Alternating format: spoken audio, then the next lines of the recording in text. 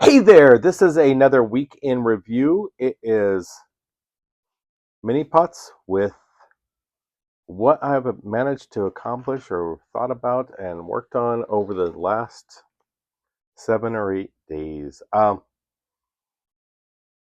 These are my Eureka miniature lions. I know the coloring's a little bit splotchy and weird, but I'm okay with that. I think they came out nice. And I got tufts finally applied and I got them varnished. We had enough warm weather to get that done. And they are good to go, I believe. They will be put in storage, or not storage, in my case for all my dinosaur miniatures, or my prehistoric miniatures. That's a better phrasing. Um, as to what opportunity permits for them to be played with or in a game. So I did manage to get. I primed some miniatures. I picked up, and I think this went out today. I primed all my Bobby Jackson uh, cavemen, and you can see by the way that I missed some of the spots on the side, so I might have to go back and touch that up with some brush primer, I believe. But these are really cool minis. I had them based, and I ordered some magnets for the bottoms. But I did a black for the feet, which on a lot of them you can't tell anymore. Then I did a gray and a white at the very top. So you'll get some color variation. I'm probably going to go over them with a marine juice to help bring out the shadows back a little bit. Then I'll start to work on the coloring. But these are really cool minis. Sort of surprised me at how detailed they are and how nice. The I shouldn't say that, but that's how I felt. The other thing I got primed is, whoops, I have the primal minis from Lucid Eye, and I have a set of 9 of these guys, and they are one of the opponents in Hidestone and Bone. And I could have just used caveman miniatures, by the way. You don't need to, if you're playing that game, you don't need all the miniatures that I've chosen or talked about. Um, I just, for atmosphere and the story, I think that they are beneficial to it. The So those are the primals, and the so most of the right now essential miniatures that I picked up, I have primed. I did prime my satyr, and you can see the black a little bit better on the grays and the whites.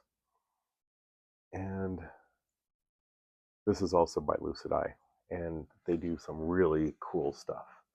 In the States right now, I found them through Badger Games out of Wisconsin, I think. I forget exactly where they're located. They are going to be at the Adepticon, and I think they're at most Adepticons, so that should be knowledge that is evergreen to some degree. The reading, I finally finished Satanic Brides of Dracula. Yay! And I've started a new book. I wanted a Star Wars novel. I also did finish the rulebook for Warriors of Athena quests, and I'm going to go back and read the heroes. And why is that significant? I haven't liked to play Frostgrave or Ghost Archipelago or Ranges of Shadowdeep or any of that genre. And it's because of just the format. You have a scenario and you have to build for a scenario so to play your game. And I'm more of a let's do a random scenario, random environment, random opponent, and tell our story that way. Let's don't necessarily have to. So that's why this Hide, Stone, and Bone is working for me. And I didn't realize I'd actually played a few games that were structured similar to Frostgrave or Ghost Archipelago or Rangers of Shadowdeep. Um, Forbidden Psalm has some of that, but it's not. It gives like a general setting. Ruins, graveyard, park, and it'll draw the little.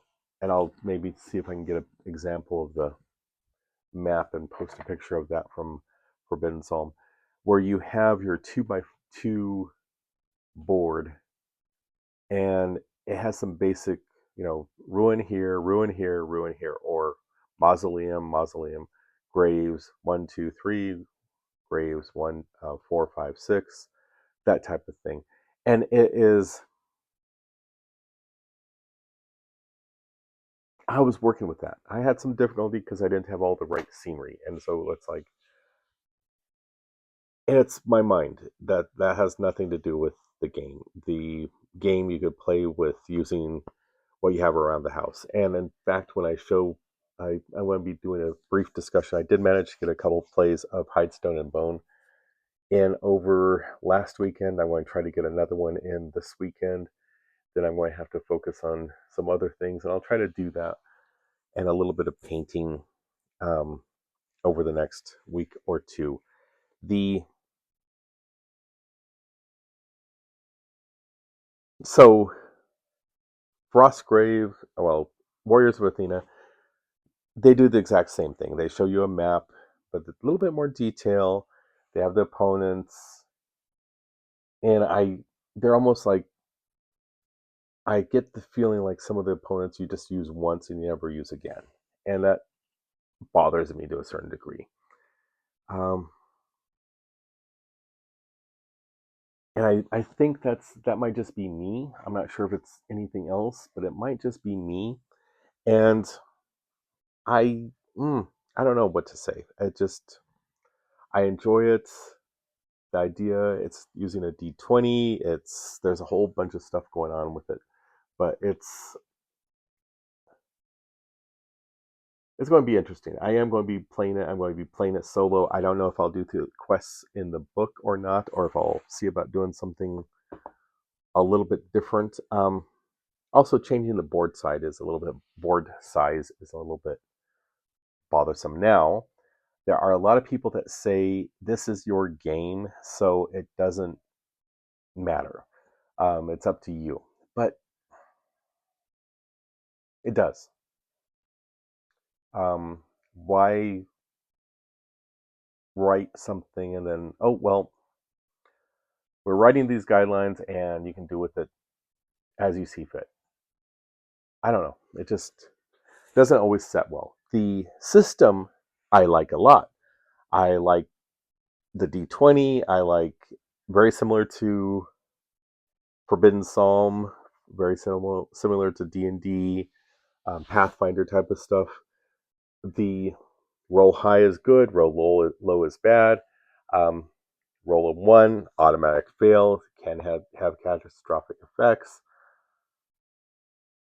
All those are cool. It's just building the minis and your warband to go through this. There's no story. I mean, we create anyway. It's more for a different topic. So I did get a couple plays of that, and the first one was a hunt, and the next one was a I became a victim of a hunted. I'll discuss that in a different video. The watching stuff, really haven't watched stuff. I hit and miss a little bit of that, a little bit of this, but nothing specific. Uh, New book. In addition to the Warriors of Athena, I picked up a Star Wars novel, and I forget the title of it. I did pick up Scrapjacks, the rule book, and I did pre-order Kominka by Blacksite Studios, the science fiction space salvage game. Scrapjacks being a space salvage game. I like the idea of Scrapjacks because it's on a very small board, and I don't like it because of a couple things, but we'll see if I can get a play or two of that, and I won't be anytime soon, probably within a month or two. Uh,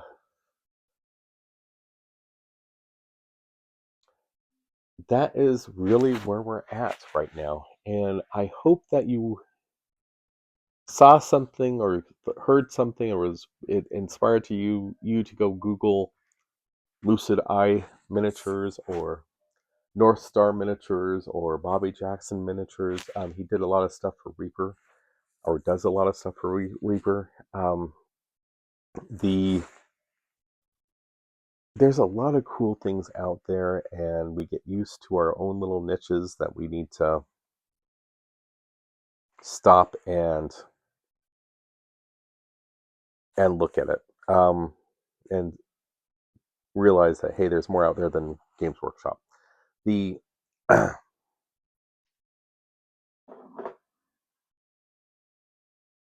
what else can I think that's really it. I just want to thank you for watching. Remember, if you think about it, to like and subscribe. It does help me out. It lets me know that people are watching. And thank you to all the new subscribers. It does mean a lot. And hope you're getting something out of these. So have a great game and gaming, and take care of yourself. Happy gaming.